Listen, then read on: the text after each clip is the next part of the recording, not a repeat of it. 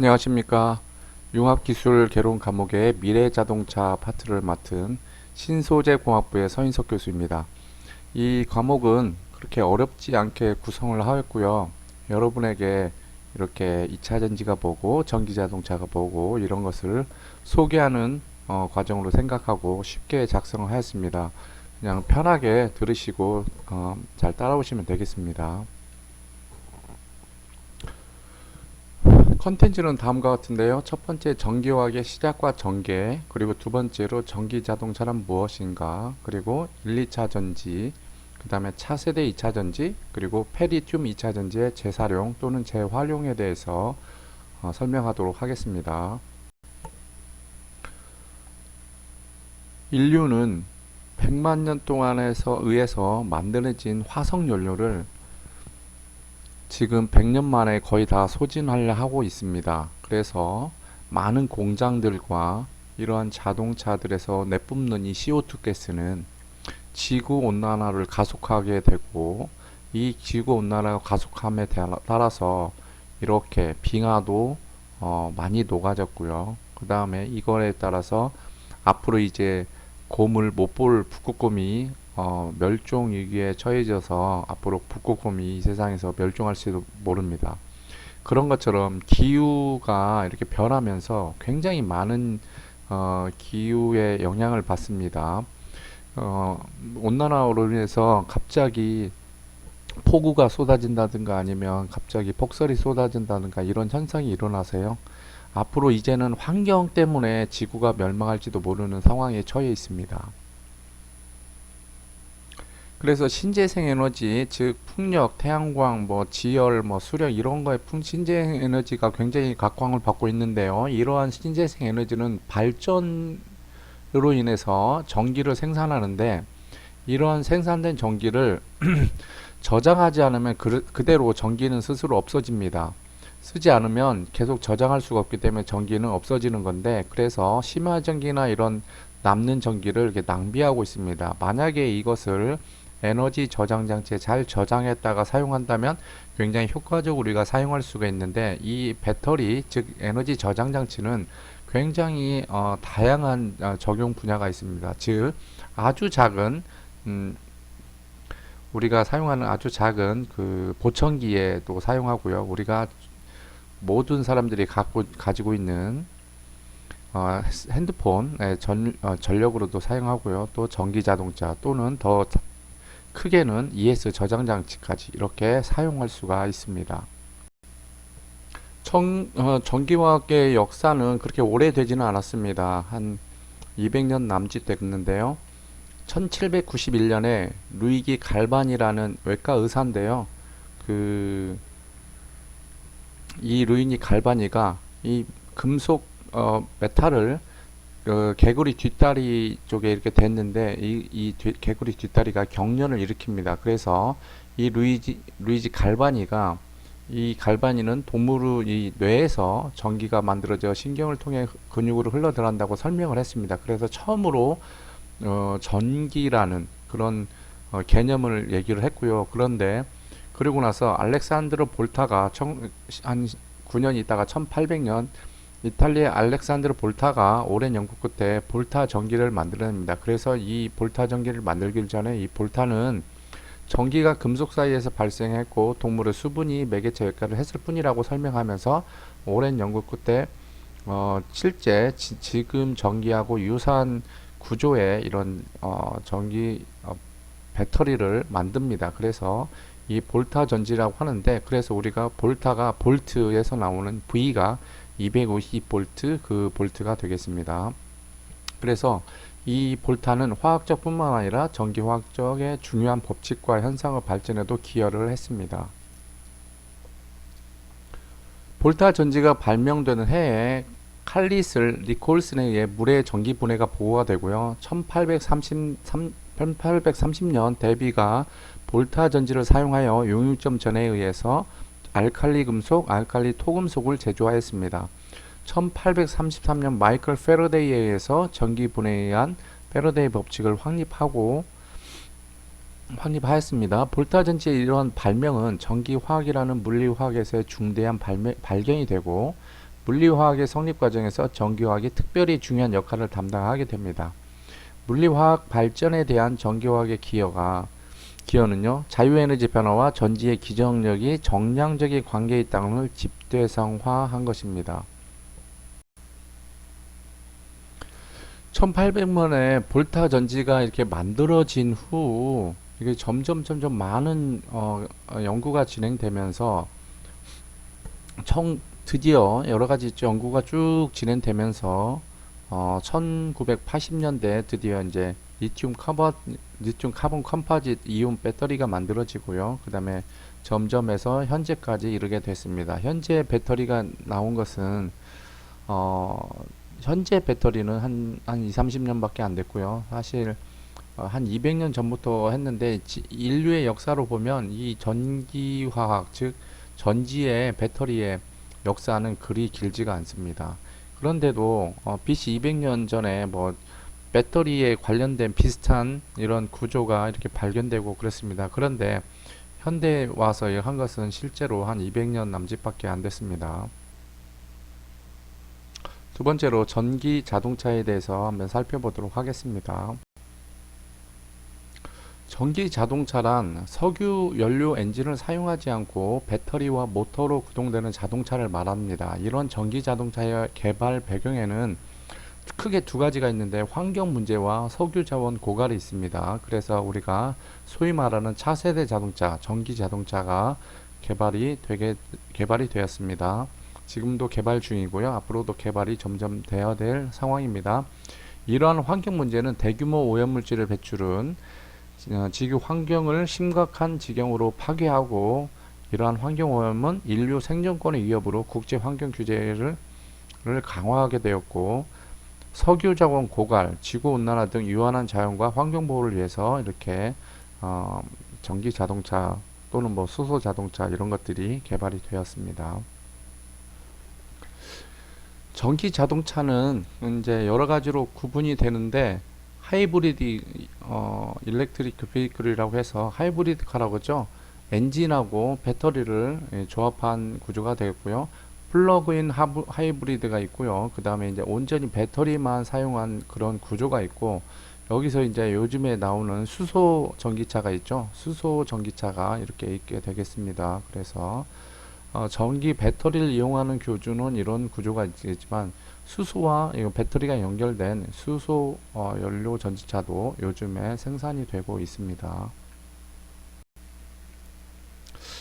전기 자동차는 기존의 일반 차량에 비해 연비 및 유해가스 배출량을 획기적으로 줄인 차세대 자동차라고 할 수 있는데요. 그래서 우리가 환경 자동차 또는 에코카라고 이렇게 하고, 또 이 전기차는 넘버판이 이런 파란색으로 되어 있습니다.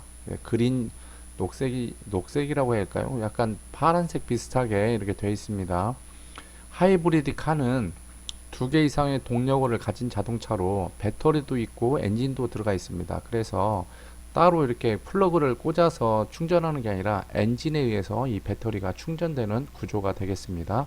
전기 자동차는 순수 배터리를 사용하는 자동차인데, 이것은 엔진이 없기 때문에 충전을 하기 위해서 이렇게 전원을 통해서 충전을 해야 됩니다.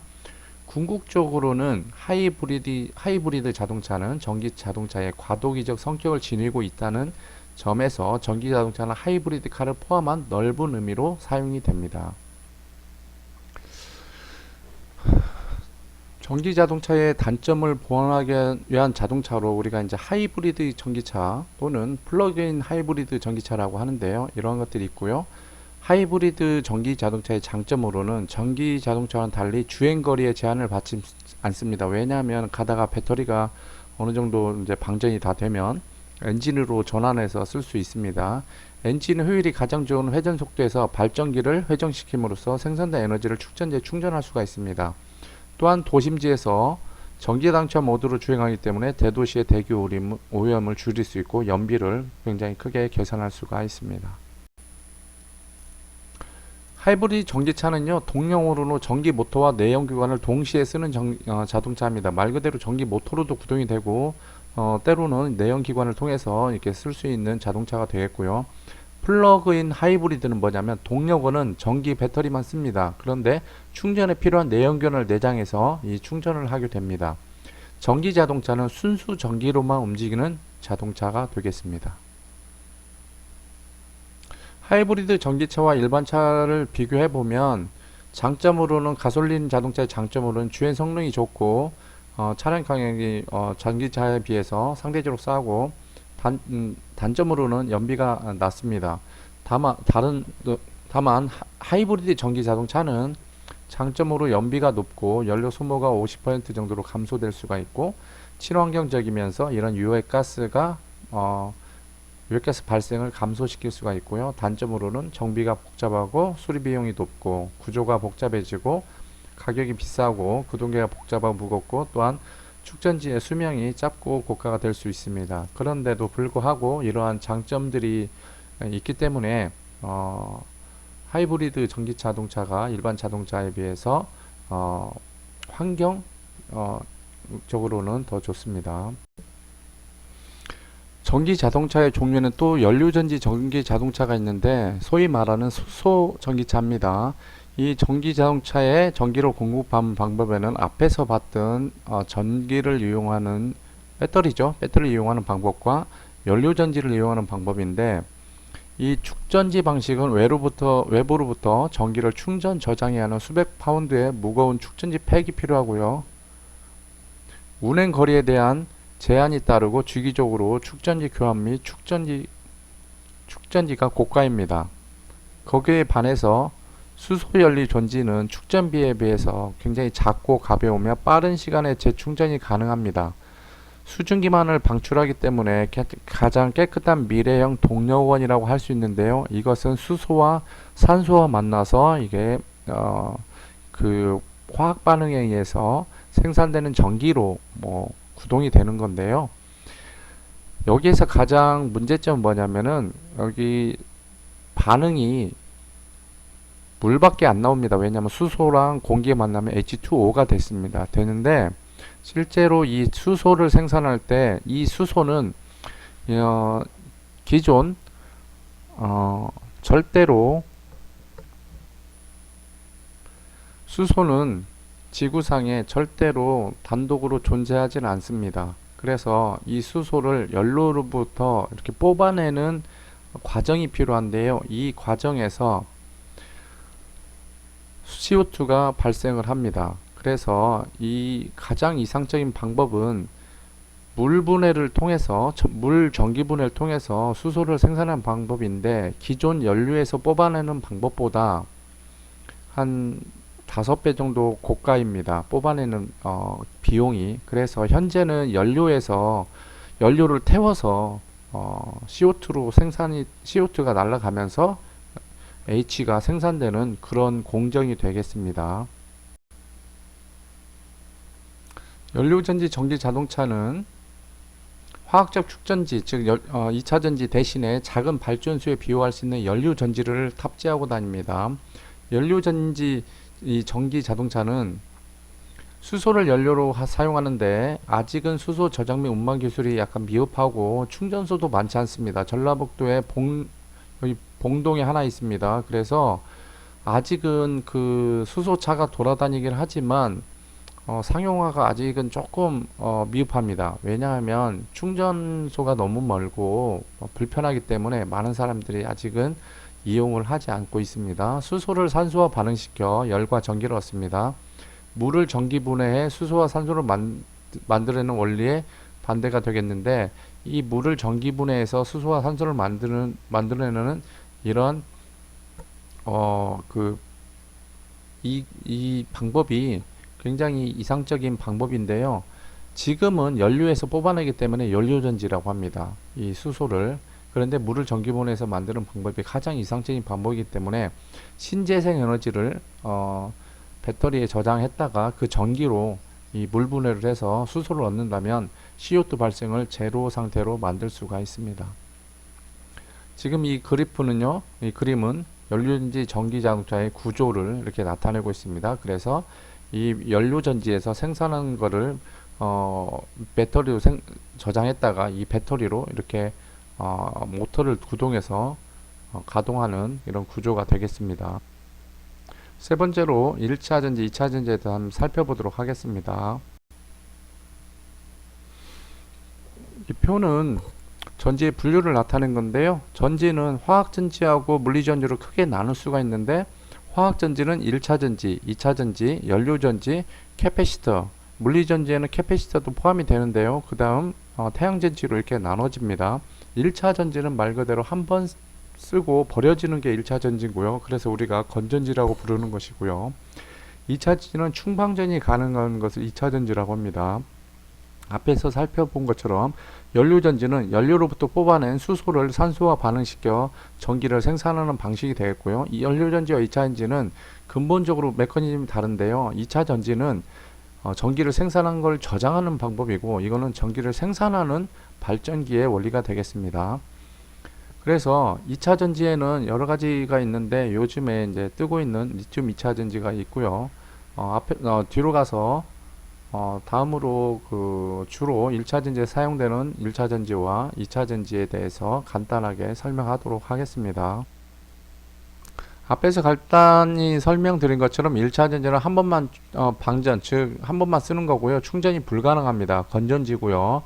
건전지는 절대로 충전지가 아니기 때문에 충전해서 쓸 수가 없습니다. 2차 전지는 충전과 방전으로 반복 사용이 가능한 걸 2차 전지라 하고요. 2차 전지에는 납축전지, 납축전지는 보통 요즘에 자동차에 시동을 걸 때 쓰는 전지가 되겠습니다.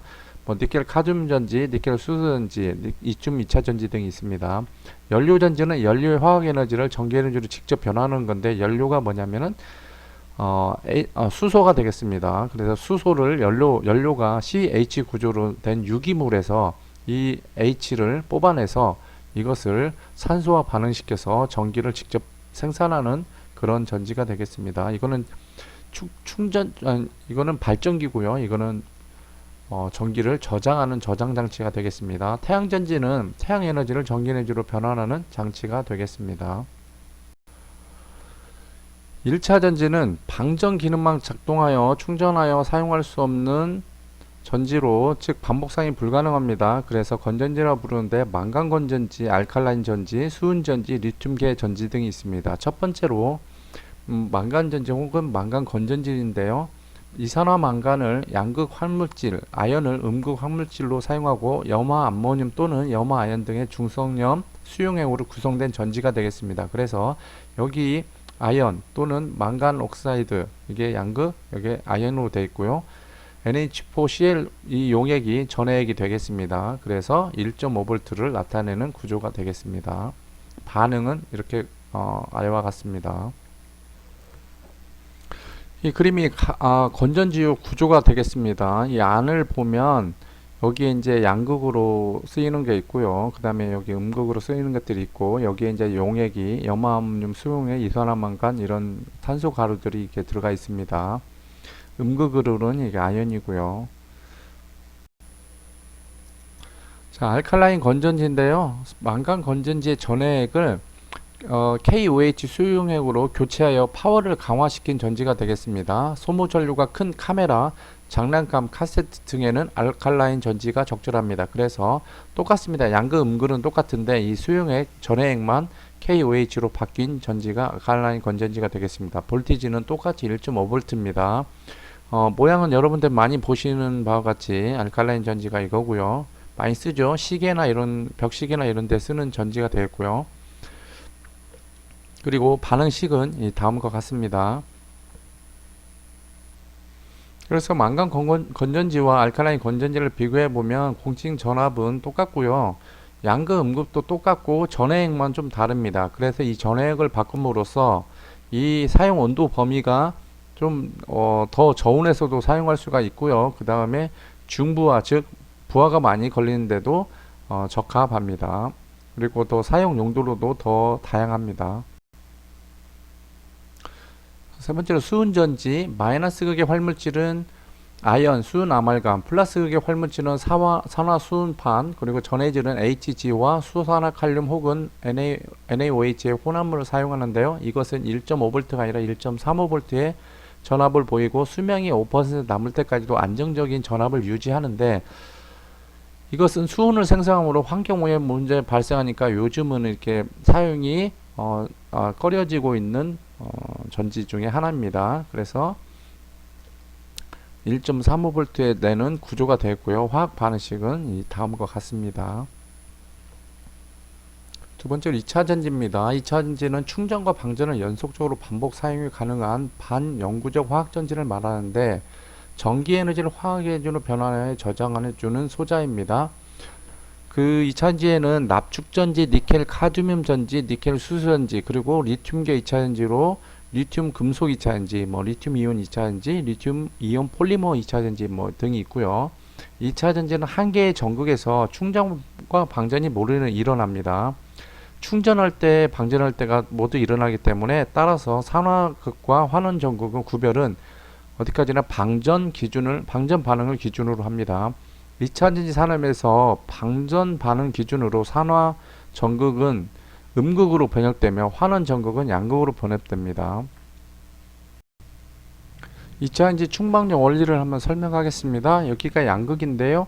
먼저 충전할 때는 양극에 있는 리튬 이온이 이쪽으로 이동을 합니다. 이온이. 그러면 여기서는 전자가 발생해서 이렇게 흐르게 되고 전류는 이렇게 흐르게 됩니다. 충전할 때는 마이너스에서 플러스로 전기가 흐르고요. 다시 이제 방전을 합니다. 방전할 때는 여기 있던 이온이 이쪽으로 다시 돌아갑니다. 캐소드가 환원이 되고요. 여기서 전자가 이렇게 흐르게 됩니다. 그러면 전류는 이렇게 반대로 흐르죠. 전류가 반대로 흐르죠. 그래서 방전할 때 우리가 전류는 플러스에서 마이너스로 흐른다는 것이 이유가 되겠습니다. 플러스에서 마이너스로 흐르게 됩니다. 납축전지도 충방전이 가능하기 때문에 2차 전지에 속하고요. 우리가 사용하는 전기 자동차가 아니라 그냥 자동차의 시동을 켜는 에너지원으로 사용하는 전지가 바로 납축전지가 되겠습니다. 밀도가 1.25g/ml 정도인 황산용액에 마이너스극 물질인 PB판과 여기죠. 플러스 활물질로 산화납을 이렇게 사용해서 금속판을 입혀 넣어 만든 전지가 되겠고요. 한 개의 기전력이 약 2.1V 정도 됩니다. 여러 개를 직렬로 연결하여 12V, 24V로 만들어집니다.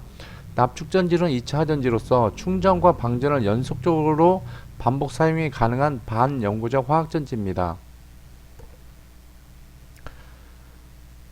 방전이 될 때 플러스극과 마이너스극에서 모두 불용성 물질인 PbSO4가 형성이 되며 황산 용액의 농도가 묽어집니다. 왜냐하면 여기서 PbSO4가 이렇게 만들어지면 O2가 오면서 PbSO4가 O가 이렇게 옵니다. 그래서 H2O가 되고요. 이게 점점 물이 많아지면서 이 농도가 옅어집니다. 충전 반응. 축전제 전압이 1.8V 이하로 떨어지기 전에 외부에서 직류 전원을 인가하면 역반응이 진행되어 기전력 회복이 되고 황산의 농도가 다시 진해집니다. 납축전지의 방전 여부는 황산의 밀도를 측정하여 확인이 가능합니다. 겨울철에 온도가 내려가면 전해질의 점도가 상승하고 이온의 이동이 느려져서 정상 작동되지 않을 수가 있습니다. 그래서 겨울철 자동차 시동이 잘 안 걸리는 이유가 이 이유가 되겠습니다. 니켈 카드뮴 전지. 양극 활물질을 니켈 수산화물, 음극 활물질은 카드뮴을 사용합니다. 전해액은 수산화 칼륨 용액을 사용하는데요. 니켈 카드뮴 전지는 최근까지 가장 널리 사용됐던 충전지입니다. 보통 워크맨에 들어가는 조그만 전지 있죠. 이게 바로 니켈 카드뮴 전지가 되겠습니다. 전동 공구, 완구, 저가의 전자제품 등에서 시장을 형성하고 있고요. 니켈 카드뮴 전지의 음극에서 사용하는 카드뮴이 이게 공해 물질이라서 이제 좀 꺼려지고 있습니다. 사용이 완전히 방전한 후 충전해야 되는 단점이 있습니다. 이게 메모리 이펙트인데요. 이게 무슨 말이냐면 이것을 충전할 때 반 정도 남았을 때 50% 남았을 때 만약에 50% 남았을 때 이걸 충전하게 되면 이것을 베이스로 생각해서 얘는 니켈 카드뮴 전지는 50%만 충전하게 되어 있습니다. 100%를 충전 못하고 이걸 베이스로 생각합니다. 그래서 예전에 그런 말 들어보셨을 겁니다. 완전 충전했다 완전 방전해야 된다고. 그것은 리튬 2차 전지에서 해당되지 않고요. 이 니켈 카드뮴 전지에서는 그렇습니다. 왜냐하면 이 메모리 이펙트 때문에 그렇습니다. 리튬 2차 전지에서는 메모리 이펙트가 없습니다. 따라서 여러분들이 50% 남았다고 꽂는다고서 충전이 50%만 되고 그런 게 아니고요. 전혀 문제가 없습니다. 이 니켈 카드뮴 전지만 해당되는 문제가 되겠습니다. 세 번째로 니켈 수소 전지인데요. NIMH라는 말로 써있는 전지가 되겠습니다. 여기가 NIMH 이렇게 써있는데요. 양극 활물질은 니켈 수산화물, 음극 활물질은 수소 저장 합금을 사용하고 전해질은 알칼리 수용액을 사용합니다. 니켈 수소 전지 전압은 약 1.2V이고 전기 용량은 이 전압은 낮은 시에 전기 용량은 니켈 카드뮴 전지보다 약 1.7배가 큽니다.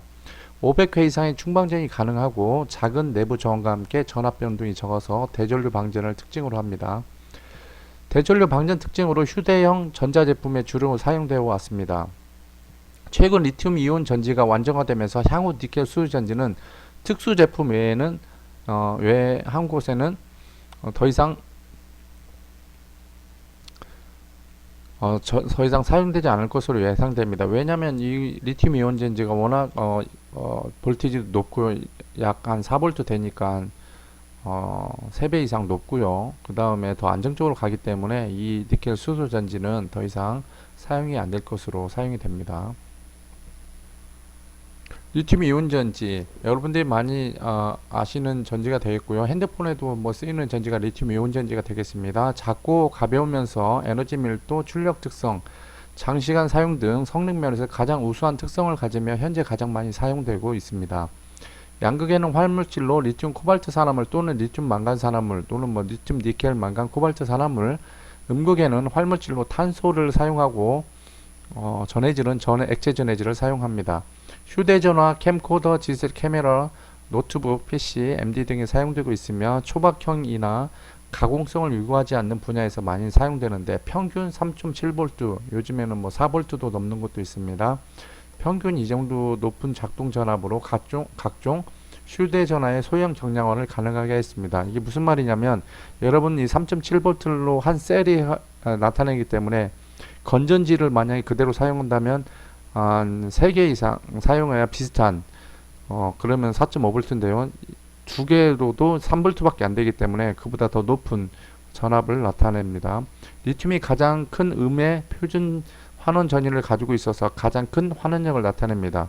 또한 리튬은 현존하는 가장 가벼운 원소이므로 1몰 생성하는 시기인데 리튬 6.914g만 필요합니다. 그래서 용량이 가장 높은 것이 리튬 이온 전지가 되겠습니다.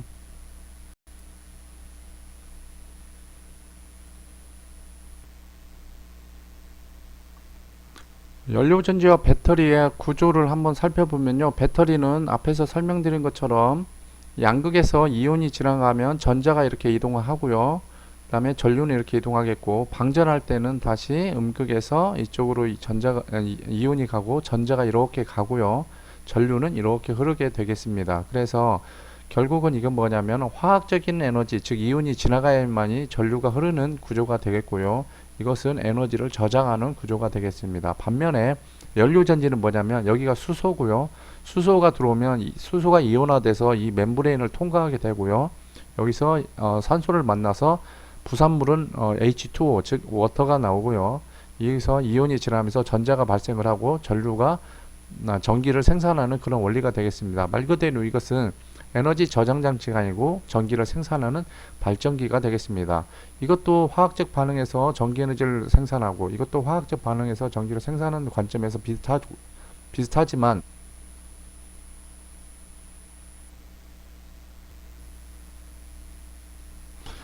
그러면 여러분들이 알고 있는 왜 그러면 리튬 배터리가 이렇게 각광을 받고 있느냐? 이 리튬 배터리가 각광을 받고 있는 이유는 다음과 같습니다. 자, 캐패시티 우리가 말하는 용량은 어떻게 나타내냐면 밀리 암페 아워 퍼 그램 이렇게 나타냅니다. 그런데 이 무게가 가장 가벼운 물질이 가장 많은 에너지를 즉 가장 많은 캐패시티를 나타내는데요. 현존하는 지구상에 현존하는 금속 중에 가장 가벼운 물질이 바로 리튬이 되겠습니다. 왜냐하면 수소, 기체죠. 기체. 수소는 메탈이 아니죠. 기체. 그리고 바로 리튬이 가장 가벼운 물질이 되겠고 이게 알칼리 족인데요. 1족에 해당하는 되겠습니다. 그러니까 최외곽 전자가 하나밖에 없으니까 반응해서 내놓으려고 하기 때문에 반응성도 뛰어납니다. 그래서 리튬 이온이 가장 높은 이 표는 그 양극과 여기 빨간색으로 된 게 이제 캐소드고요. 이게 파란색으로 되게 된 것이 에노드거든요. 이 에노드 중에 우리가 이제 커머셜하게 된 게 이제 이 파란색으로 둘레친 거거든요. 여기 파란색으로 둘레친 거 중에 우리가 사용되는 배터리의 대부분은 그래파이트입니다. 그래파이트를 하는데 여기 비교해 보시면 아직 리튬 메탈이 적용은 안 됐지만 이 리튬이 바로 용량이 한 4000이 되고요. 그래파이트는 370밖에 안 됩니다. 그러니까 리튬 메탈이 약 10배가 더 높습니다. 그래서 한 25년 전에 그 여보세요? 한 20년 전에 소니에서 이 리튬 메탈을 직접 적용한 2차 전지를 액체 전해질을 사용하고 리튬 메탈을 적용해서 2차 전지를 만들어서 충방전을 하니까 이 리튬 메탈이 어, 충, 충전 방전할 때 이 리튬 메탈이 자기 곳으로 이렇게 찾아가야 되는데 한쪽으로 계속 자라나는 현상, 즉 덴드라이트라는 구조가 형성이 됩니다. 즉 무슨 말이냐면 리튬 이온이 다시 나갔다가 들어올 때 각자 자리를 찾아가야 되는데 한쪽으로 계속 달라붙습니다. 그래서 한쪽이 이렇게 자라나는, 그래서 이게 자라나가다가 이 분리막을 뚫고 여기에 도달을 하면 결국 이게 쇼트가 되겠습니다. 쇼트가 일어나면 이렇게 화재가 일어납니다. 그래서 이 리튬이 액체 전해질을 통과하기는 굉장히 쉽기 때문에 이런 덴드라이트가 형성이 됩니다. 그래서 리튬 메탈이 그 다음부터 사용하지 않게 됩니다.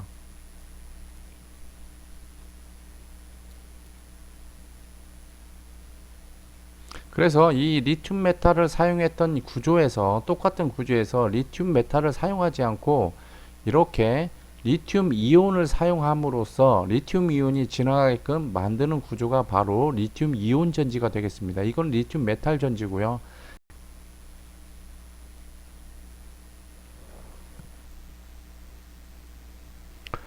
리튬 관련된 배터리는 여러 가지가 있는데요.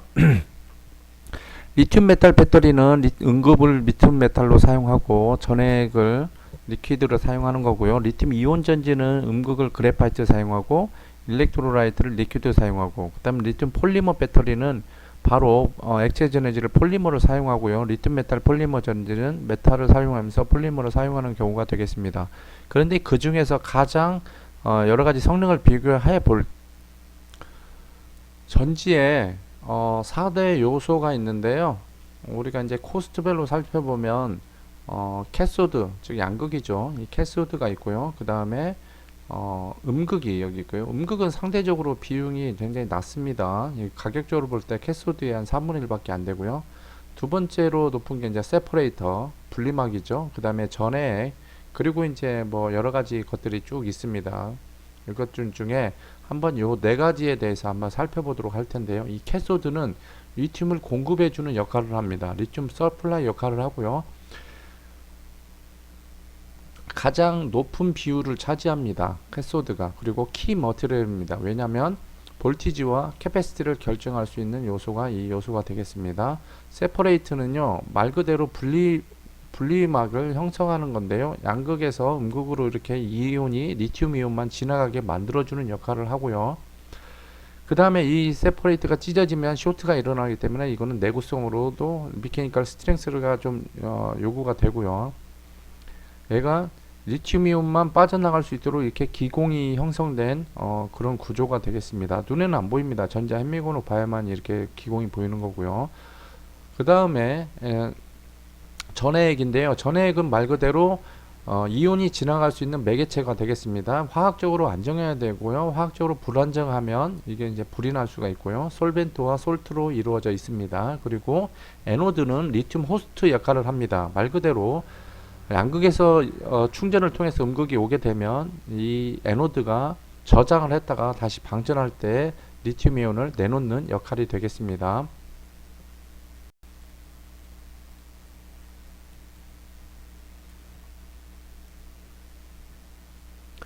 양극 물질은 세 가지 종류가 있는데요. 지금 층상형이라고 하는 레이어드계와 스피넬계 그리고 올리빈계 이렇게 세 가지가 있습니다. 구조가 다릅니다.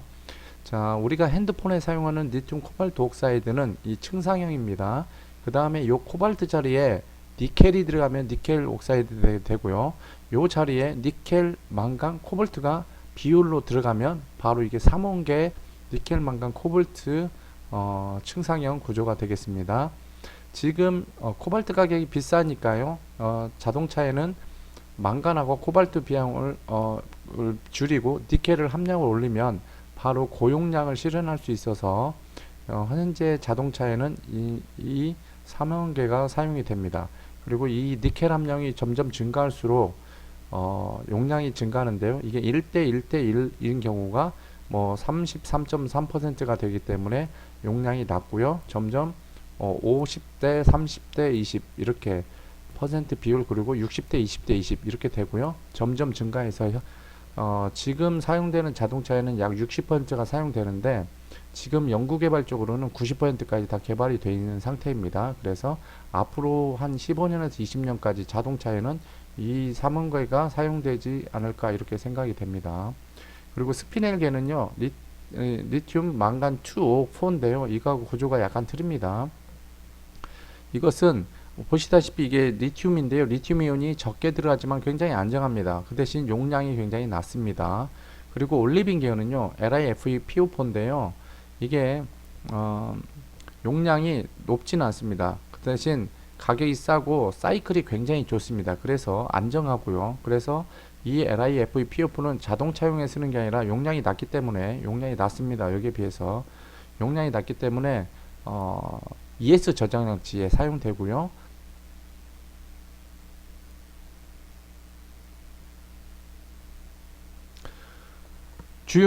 국내 주요 배터리 생산 업체를 살펴보면 여러분들이 아시다시피 LG화학, SK이노베이션, 삼성 SDI가 주요 3사인데요. 뭐 거기 외에 뭐 세방전지도 있고 다른 전지도 있지만 이 3사가 배터리 주요 3사가 되겠고요. 이 3사의 합친 것이 전 세계 점유율의 1위를 차지하고 있습니다. 보시다시피 LG화학이 삼성보다요 더 훨씬 크고요. SK하고 삼성은 비슷한 수준입니다. LG화학 비교하자면 삼성이나 이런 삼성은 조그만 중대형이 아니라 소형 전지에 굉장히 특화되어 있습니다. 노트북 배터리나 핸드폰 배터리. 그런데 중대형 배터리는 이 LG화학이 훨씬 더 앞서 있습니다. 그리고 SK도 많은 투자를 통해서 삼성과 비슷한 수준이 됐고요. 여기 LG화학이 실질적으로 이 두 업체보다 훨씬 많은 양을 차지하고 있습니다.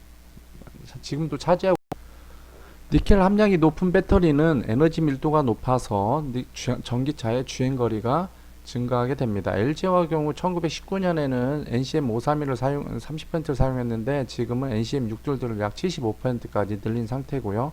중국 배터리 업체들은 LFP 인산철에서 NCM531로 이동을 가속화하고 있습니다. 전 세계 LFP 사용 비중은 2018년 27%에서 2019년 15%, 2020년 10%까지 점점 하락할 전망이고요. NCM 계열에서 이 니켈 함량이 점점 증가하는 방향으로 나갈 것으로 판단이 됩니다. 동일 차량에서 그 양극재가 어떻게 변함에 따라서 거리가 어떻게 되는지 한번 살펴보면 이 닛산 리프의 경우에 2015년에서 17년 사이에는 NCM 원론론 즉 1대 1대 1로 사용된 거 50%와 LMO 50%가 이렇게 혼합해서 들어갔는데요. 그때 당시에는 172km밖에 못 갔습니다. 그런데 2017년에서 19년 사이에 생산하는 거는 NCM 523 즉 50% 니켈을 사용했는데요. 약 243km를 가고요. NCM 622 그러니까 60%를 사용하는 거 했더니 여기서 니켈이 10%밖에 증가를 안 해도 약 100km 이상 증가를 한 것으로 나타나고 있습니다. 제가 연구소에 있을 때 개발된 거는 90%까지 개발했었는데 그때 당시에 개발된 걸로 약 450에서 500km까지 갈 수 있는 거리가 되겠습니다. 지금 앞으로 지금 코나나 니로에서 지금 나오는 걸로 보면은 한 420km 이렇게 가는데요. 지금 60 한 5%, 67% 이렇게 들어가는 것 같습니다. 퍼센트가. 그런데 지금 곧 80%가 장착이 되면 약 450km에서 460km 이상이 갈 수 있을 거로 판단이 됩니다. 배터리 생산 능력 증가에 대응하는 소재 업체들의 전략은 크게 두 가지로 나뉩니다. 양산 능력을 조기에 늘려서 점유율을 확보하든가 아니면 배터리 업체들이 추구하는 소재 스펙에 적합한 소재를 생산하든가 이 두 가지가 되겠습니다. 양산 능력을 먼저 확보하는 업체가 소재 공급량과 점유율을 빠르게 늘릴 수 있어 가장 선호합니다. 에코프로 BM과 에코프로 BM은 삼성 SDI하고 SK 이노베이션에 공급하고요. LG화학은 포스코 케미칼로부터 양극재를 공급받습니다. 이 에코프로 BM과 포스코 케미칼이 탑픽 두 회사가 되겠습니다. 두 업체의 2020년 2차전지 소재 매출액 증가율은 약 55%, 170%, 캐파 증가율은 약 67%, 225%로 예상이 됩니다. 이 포스코 케미칼이 최근 들어 굉장히 공격적으로 투자를 하면서 양산 능력을 늘려가고 있습니다.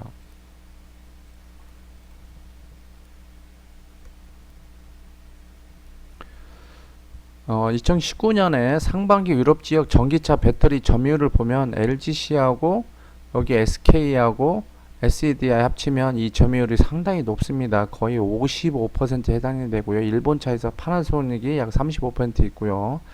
그 외에가 있습니다. 그리고 여기서 보면 유럽 지역 배터리 생산 능력을 보면 LG하고 삼성하고 SK를 합쳐서 보면 약 이만큼 해당이 됩니다.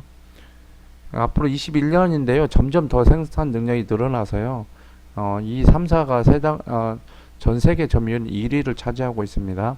이제까지 배터리의 실질 수요가 중국에 집중되어 있었기 때문에 배터리 생산 업체가 아시아에 집중되어 왔는데요. 유럽의 완성차들이 전기차 생산을 점점 속속속 양극재 성능 향상 기술로는요 여러 가지가 있는데 양극재의 농도 구배 기술이 있습니다. 즉 뭐냐면 이 양극재 하나가 약 10마이크로 사이즈인데요. 이 10마이크로 사이즈에서 내부부터 외부까지 농도를 달리합니다. 내부는 니켈 함량을 높여서 고용량을 실현하고 여기 니켈 함량을 중심부부터 니켈 함량을 높였다가 점점점 감소하고 나머지 망건과 코발트는 점점 내부부터 외부로 갈수록 증가하는, 그래서 전해액이 접촉하는 외부는 니켈 함량이 낮고 코발트와 망간이 높아서 안정성을 확보하면서 이 내부는 용량이 높기 때문에 고용량을 실현하는 이런 구조가 되겠습니다. 그래서 이 양극재를 반을 잘라봐서 농도를 이렇게 FIB로 반을 잘라서 이 농도를 재면 그림에서 보시다시피 EDS 매핑 데이터가 에서 보여주듯이 니켈 함량이 중심부에는 굉장히 높고요. 망간과 코발트는 주위에 이렇게 있는 그런 구조가 되겠습니다.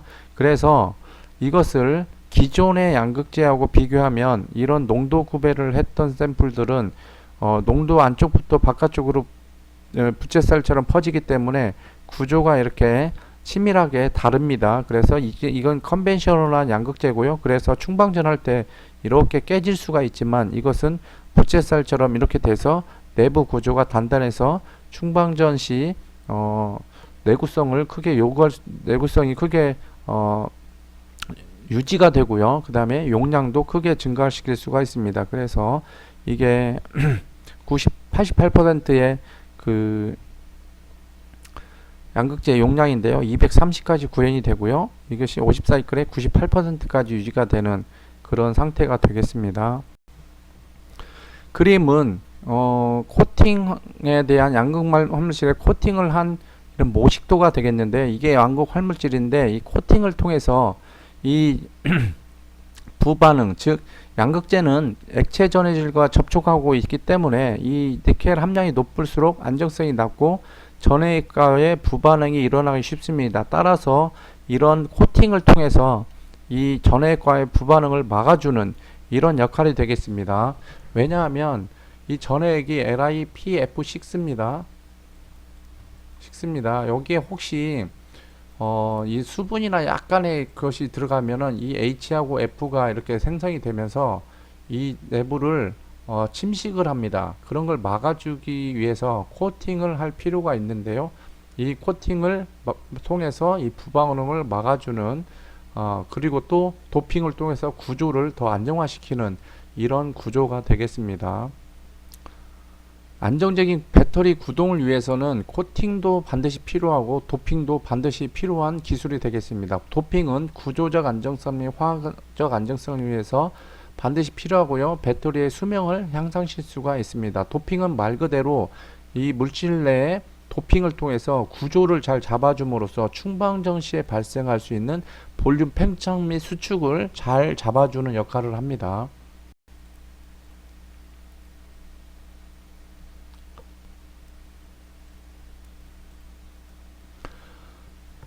음극은요, 음극재는 전기를 생산하고 저장하고 발생시키는 역할을 합니다. 즉, 양극재에서 온 리튬이 온 것을 저장했다가 다시 방전할 때 양극으로 이온을 보내는 역할을 합니다. 이때 음극으로 보내게 되면 이게 전자가 이렇게 흐르게 되고, 음극에는요, 주로 사용되는 그래파이트, 이것을 열 처리한 것이 하드 카본, 소프트 카본, 즉 아몰포스 카본이 되겠고요. 그 다음에 이 그래파이트에 실리콘을 혼합한 구조가 있고요. 그 다음에 LTO라고 LA4TI5O12 구조가 있겠습니다. 그래파이트는 우리가 주로 사용하는 상용화된 물질인데요. 이것은 용량이 350에서 360, 실제로는 이보다 작은데 이건 이런 용량입니다. 그래서 이것은 LiC6로 결합을 하기 때문에 1인 육각형 구조에 리튬 하나 들어가는 구조가 되겠습니다. 그렇기 때문에 사이클 특성은 좋으나 용량이 높을 수가 없죠. 리튬 한 개만 포함이 되니까. 이것이 너무 구조적으로 연약하니까 열 처리를 다 하게 되면 어느 정도 열 처리를 하게 되면 이 구조에서 약간 벗어난 구조가 되는데 이게 바로 소프트 카본이 되겠고요.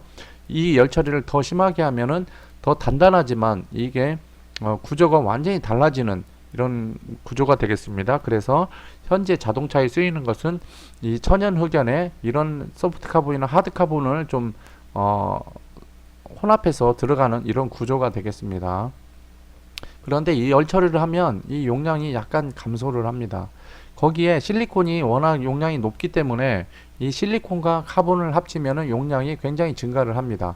다만 여기에 단점은 뭐냐면은 실리콘이 5개, 리튬이 22개가 들어갑니다. 그러니까 부피 팽창이 너무 커서 현재 리튬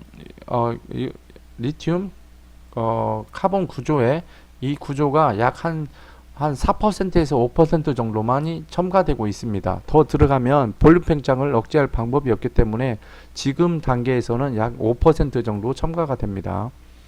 LTO는요, 용량은 낮지만 이 LTO의 출력 특성이 굉장히 좋아서 예전에 스포츠카에 BMW 스포츠카에 좀 쓰이고 그랬는데요. 이것은 표준 전압의 한 1.5V 정도 잡아먹기 때문에 실제 리튬 이온 전지하고 조합을 해서 배터리를 만들면 3.7V가 아니라 약 2V 정도밖에 안 나오는 그런 단점이 있습니다. 그러나 충방전이 빠르고 굉장히 안정하다는 장점이 있습니다.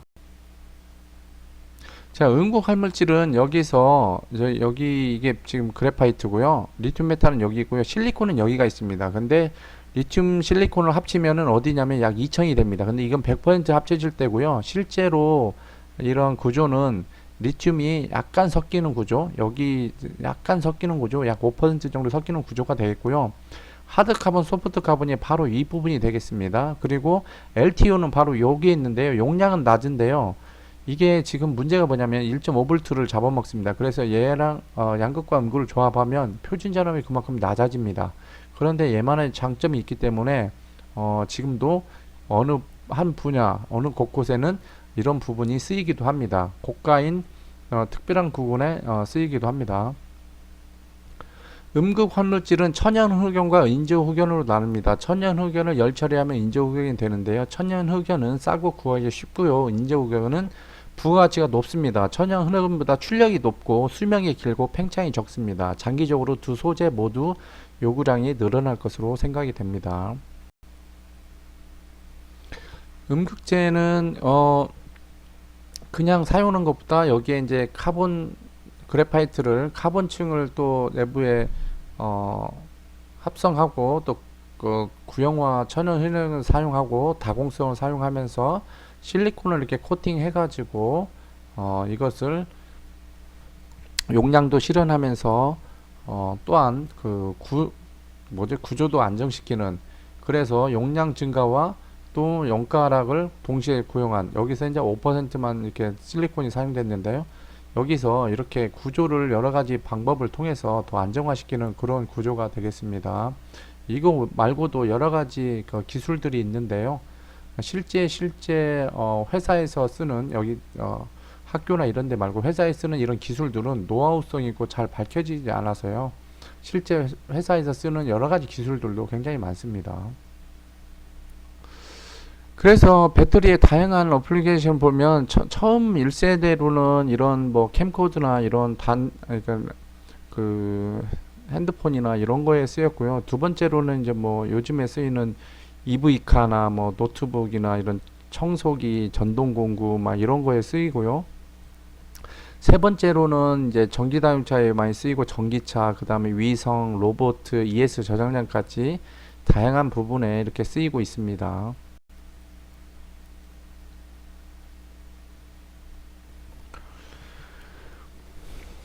배터리 마켓 트렌드인데요. 이게 지금 제가 한 4, 5년 전에 만든 자료입니다. 그런데 트렌드는 같기 때문에 한번 살펴보면 2011년도에는 IT 모바일이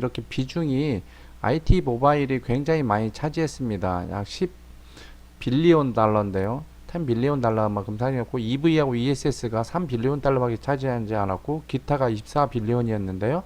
이게 이제 2020년도로 이렇게 오면 여기 EV와 ESS가 급격하게 증가를 합니다. 그 다음에 IT 모바일은 증가를 했는데요. 비율적으로 보면 작아집니다. 여기서 10에서 22로 증가했지만 여기 전체적인 비율로 보면 작아집니다. 그 다음에 다른 부분에 24에서 40까지 이렇게 증가를 하는데요.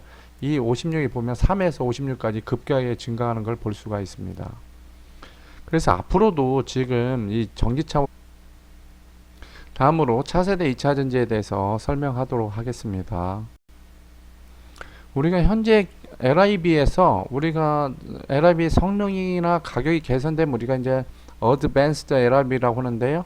LIB 성능 대비 가격이 획기적으로 개선되면 포스트 LIB라고요. 우리 그 다음에 이제 전기차나 미래 저장량 등 미래 에너지 산업을 주도할 전지를 우리가 이제 넥스트 제너레이션 타입, 즉 차세대 2차 전지라고 합니다.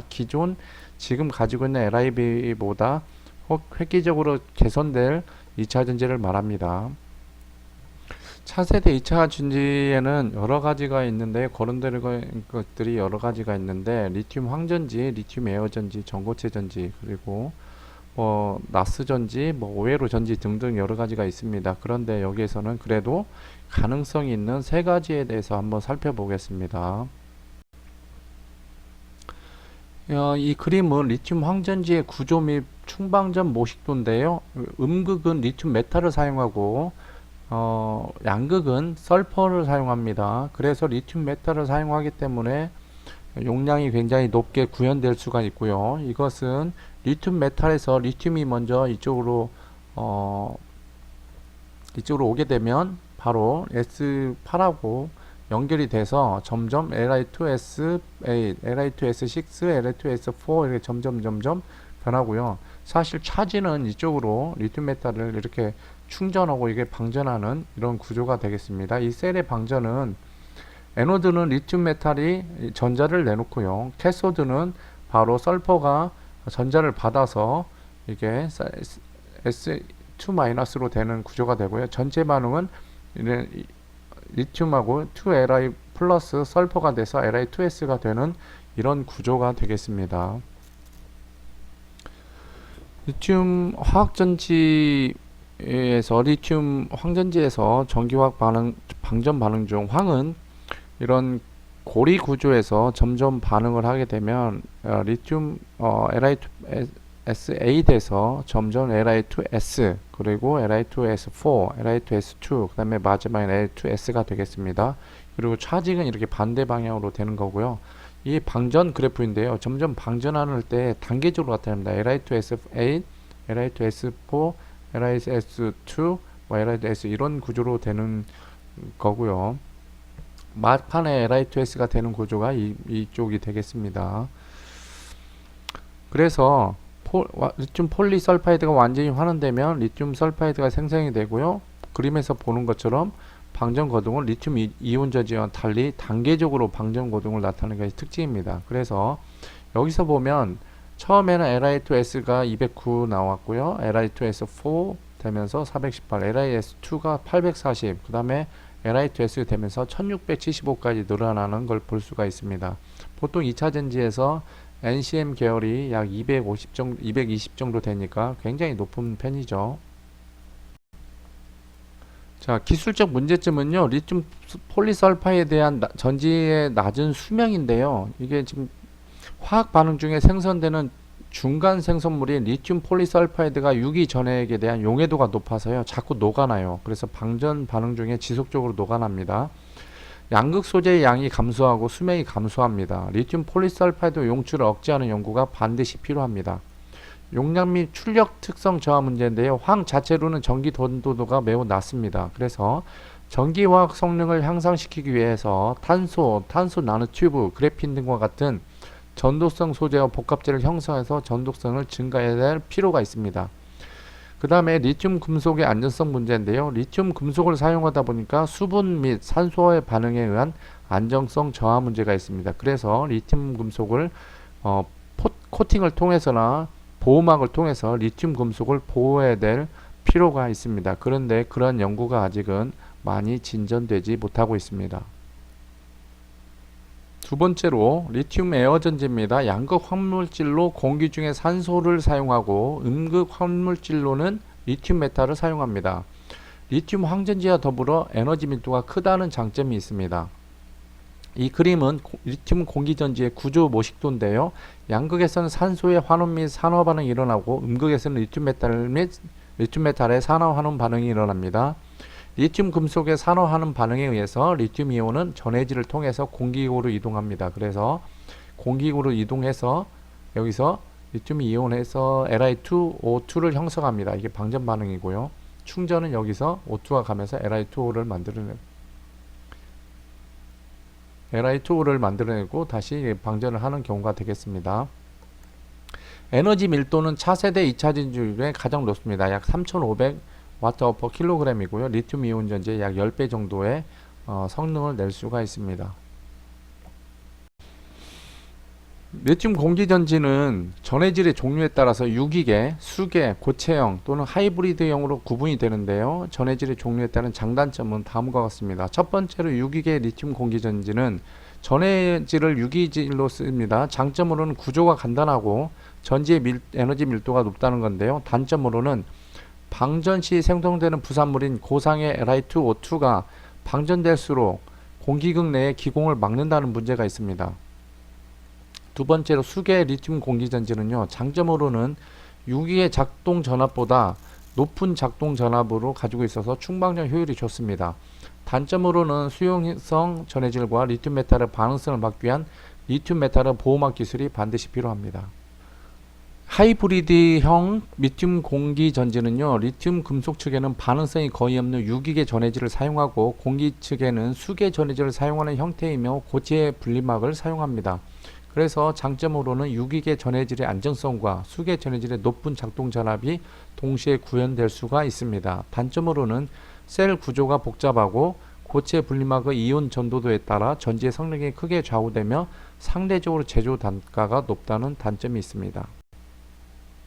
고체형 리튬 공기 전지, 액체 전해질 대신 고체 전해질을 적용한 형태인데요. 수계 전해질 형태보다 안정성이 높고 충전 시 높은 전압 및 중간 생성물에 의한 분해 반응 등을 해결할 수가 있습니다. 단점으로는 고체형 고체 전해질을 사용하기 때문에 계면 제어 또는 복잡한 전지 구조, 액체 전해질에 비해서 낮은 이온 전도도 등이 문제가 되겠습니다. 세 번째로 전고체 전지입니다. 이 고체 전해질은 고체 전해질을 사용하는 건데요. 고체 전해질은 크게 두 가지로 나눌 수 있습니다. 올게닉과 즉 유기계와 무기계로 나누는데요. 대부분 무기질 전해질로 저희는 사용하고 있고요. 우리가 사용하는 것 중에. 왜냐하면 유기질 전해질은 폴리머를 사용한 건데 그렇게 이온 전도가 높지가 않습니다. 그런데 무기질들은 많이 개선이 돼서요. 요즘에 성능이 매우 좋은 전해질들이 많이 나오고 있습니다. 거기에 옥사이드, 산화물인데요. 이 방막에 사용되는 라이폰 구조는 10-6승에서 5승까지 나타내고요. 이렇게 후막인데요. 후막 중에 포스페이트계가 있고 설파이드계가 있고 옥사이드계가 됐는데 옥사이드계는 10에서 4승, 요즘에 많이 개선돼서 3승까지도 나옵니다. 그런데 설파이드계는 약 2승까지 나오고 있고요.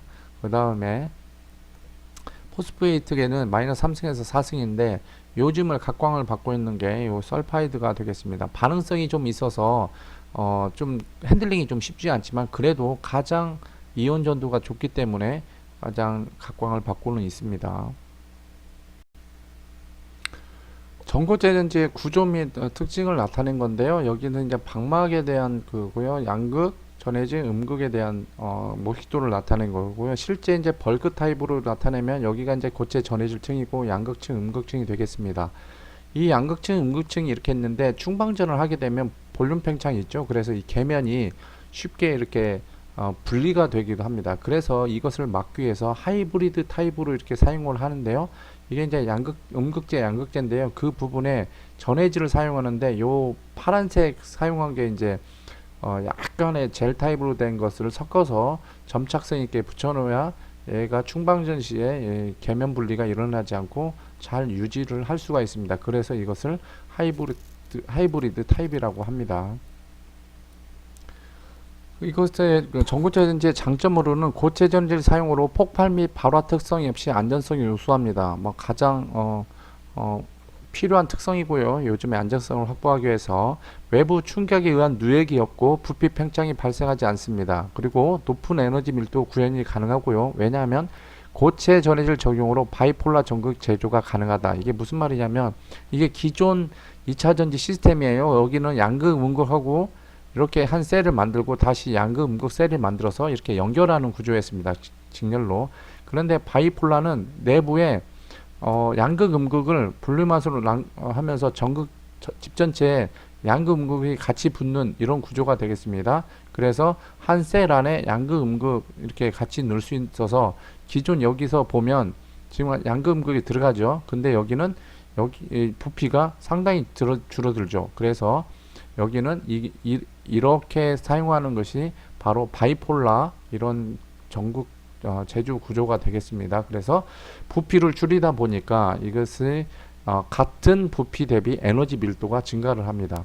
그 다음에 분리막을 제거하고 동박과 흑연은 리튬메탈로 대체할 수가 있습니다. 즉 무슨 말이냐, 이 예전에 사용하던 음극 흑연은 리튬메탈로 대체하면 당연히 에너지 밀도가 리튬메탈이 높기 때문에 부피가 줄어들 수가 있고, 동박은 음극에 사용하는 집전체였습니다. 왜냐하면 흑연이 전기를 다 흘려지 못하기 때문에. 그래서 집전체를 사용하는 이 동박이 리튬메탈로 사용하면 전지 전도도가 거의 동박에 가깝기 때문에 이것을 대체할 수가 있습니다. 그 다음에 넓은 작동 범위 커버 가능해져서 안전성이 향상하고 냉각 시스템 축소 가능합니다. 이게 무슨 말이냐면 리튬메탈이 전해액이 없기 때문에 낮은 온도에서 사용하기도 하고 높은 온도에서 사용할 때 문제가 없습니다. 기존 2차 전지는 60도, 70도만 넘어가면 이 전해액이 분해가 일어납니다. 그리고 온도가 낮은 부분을 가면 전해액이 점도가 높아져서 이온 전도성이 완전 떨어집니다. 그런데 이 전고체 전지는 그런 성능에 영향을 안 받고요. 그 온도의 영향을 덜 받아서 이런 넓은 작동 온도 범위가 가능합니다. 그리고 기존 2차 전지는 냉각 시스템을 가동을 시켜야 됩니다. 열이 발생하면 거기에 따른 열화가 발생하기 때문에. 그런데 이 전고체 전지는 온도가 올라가면 이온 전도가 더 증가하는 특성이 있습니다. 그래서 냉각 시스템의 축소가 가능합니다. 또한 고전압 양극 소재 적용으로 고용량화 가능하다. 이 말은 뭐냐면은 기존의 2차 전지는 2V에서 4.2V까지 범위에서만 사용합니다. 그런데 이 더 고전압으로 올라가게 되면, 예를 들어서 4.5V 또는 5V까지 올라가면 전해액이 분해가 일어납니다. 그런데 이 전고체 전지는 고체이기 때문에 분해가 안 일어납니다. 따라서 5V까지도 증가를 합니다. 이 볼티지가 증가하면 용량이 현저하게 증가합니다. 그래서 고용량과 안정성을 확보할 수 있고 에너지 밀도도 확보할 수 있다는 장점이 있습니다.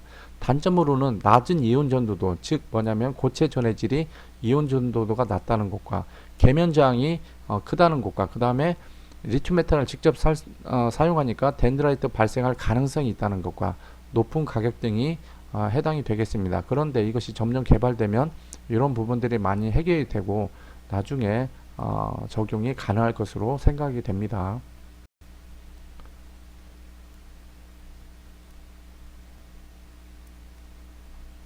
다섯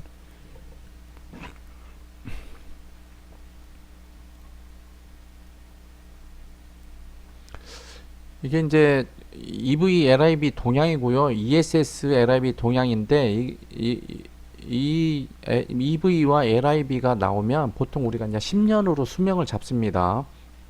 그러면 여기서부터 생산이 됐기 때문에 실제로 2차 전지는 어디서부터 생산이 되냐면 여기서부터 폐전지가 나옵니다. 폐전지 나오는 부분은 여기서부터고요.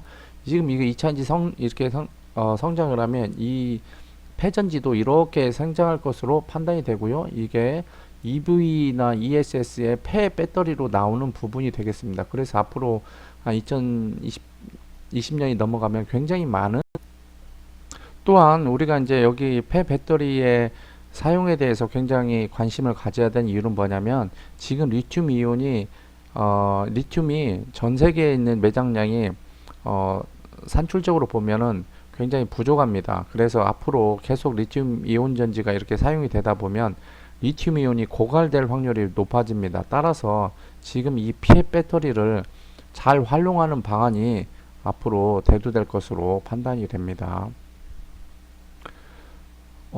이 전기차 시장이 확대됨에 따라 폐차 노화 교체 등으로 인한 폐 배터리 증가 및 처리 문제가 되고요. 우리가 배터리에서 보면 우리가 배터리가 수명을 다했다 하는 것은 약 70에서 80% 용량이 남았다고 하면 그거는 배터리가 수명을 다했다고 보는 겁니다. 여러분들의 핸드폰에서 보면 처음에 사가지고 한 2년 쓰다 보면 배터리가 많이 용량이 줄어들어서 쓰는 시간이 줄어들죠. 그게 줄어드는 정도를 보면은 한 70%에서 80% 용량이 남아있고 20-30%가 감소하면 그런 현상이 일어납니다. 예를 들어서 옛날에 10시간 썼으면 지금은 7시간 정도밖에 못 쓰는 그런 현상이 되겠습니다. 그래서 이 펫 배터리가 잔여 용량이 한 70에서 80% 남아있을 때, 이럴 때 배터리가 이제 수명을 다했다고 보는데요. 교체되는 EX 배터리를 재사용하는 기술을 개발하고 이렇게 실증함으로써 실제 효율적인 자원 순환 체계를 이렇게 구성할 수가 있는데요. 왜냐하면 이 70%에서 80% 남은 배터리를 재사용하고 또는 재활용하는 이런 구조를 통해서 전지를 만약에 ESS나 다른 곳에 이렇게 사용하고 그런다면 굉장히 효율적으로 사용할 수 있게 되겠습니다. 배터리에 폐배터리를 사용하는 경우 중에 두 가지가 있는데, 재사용은 뭐냐면 리유즈, 그걸 갖다가 다시 사용하는 게 되겠고요. 그 다음에 재활용은 뭐냐면은 리사이클이라고 표현하는데, 이것을 분해해서 유가금속을 회수하는 과정이 리사이클이 되겠습니다. 그래서 폐 배터리가 이렇게 입고가 되면은 폐 배터리의 세척 및 외관 검사를 합니다. 그래서 폐 배터리 팩을 이렇게 분해합니다. 분석하고 분해를 합니다. 그래서 모듈 분석을 하고 이게 팩을 분석한 다음에 이걸 분해하면 모듈이 있죠. 모듈을 분석해서 이 펫 배터리를 등급을 매깁니다. A, B, C, D, A, B, C, D, E, F, G 이렇게 먹여서 우리가 쓸 수 있는 게 A, B다 그러면 A, B를 쓰고 나머지는 분해해서 유가금속을 회수합니다. 그래서 우리가 쓸 수 있는 게 만약에 여기서 A, B다 그러면 A, B 등급을 빼고 나머지는 분해를 하고요. 이 A, B는 그대로 갖다 다시 조립을 합니다. 그래서 다시 ESS에 쓰게 되면 이게 약 3분의 1 가격에 조립이 가능하다는 겁니다.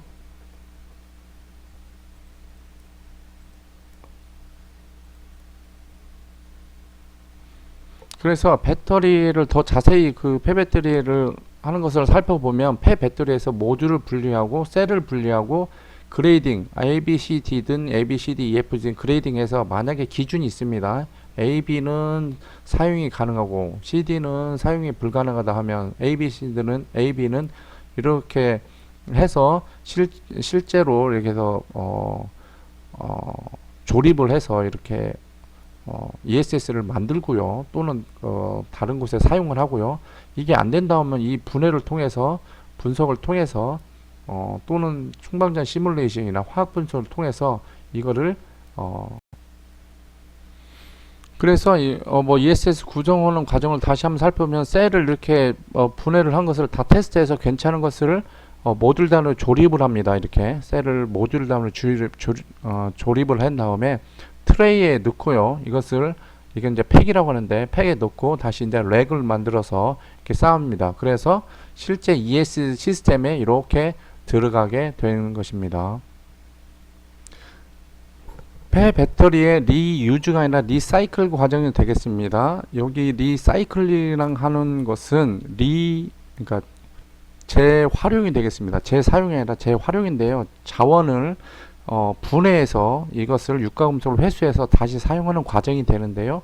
이런 과정을 살펴보면 우리가 이제 전처리와 후처리로 이렇게 나눌 수가 있는데, 전처리는 뭐냐면 폐전지를 이제 방전을 시켜야 합니다. 왜냐하면 방전이 뭐냐, 전기를 다 빼야 이것이 안전하기 때문에 폐전지를 방전을 시킵니다. 왜냐하면 폐 리튬 이차전지의 방전을 통한 폭발 위험을 제거하기 위해서입니다. 왜냐하면 안 그러면 폭발이 일어납니다. 그 다음에 폐전지를 파쇄합니다. 폐전지 분쇄기에 잠입해서 파쇄를 합니다. 파쇄해서 자석 및 비중 선별을 통해서 자석 및 무게로 외장캔, 분리막, 음양금 분류를 합니다. 분류를 하고 여기에 투입되는 것은 뭐 NCM계, NCM, LCO계 뭐 이런 물질을 투입해서요. 이것을 전처리를 먼저 한 다음에 그 다음에 후처리인데요. 코발트 설페이트 및 망간 설페이트 및을 여기서 회수합니다. 어떻게 하냐면 황산 용액으로 황산 코발트 및 황산 망간을 회수합니다. 그 다음에 니켈을 회수하는데요. 전해 공정으로 니켈을 회수하고요. 니켈 금속을 회수하고, 그 다음에 코발트나 리튬 포스페이트를 회수하는데 각 용액으로부터 고체 상태의 고순도 코발트 니켈을 회수할 수가 있습니다. 이 방법 외에도 여러 가지 친환경적인 방법도 있고요. 황산을 이용하지 않거나 다른 방법을 사용할 수 있는 방법도 있습니다. 각 회사마다 자기만의 노하우도 있고요. 특화된 것도 있고, 예전에는 이런 거에 관심이 없었으나 이제는 점점 폐전지가 늘어나감에 따라서 이런 방법들이 굉장히 늘어나고 앞으로는 각광을 받는 기술이 될 것으로 생각이 됩니다. 여러분들 여기까지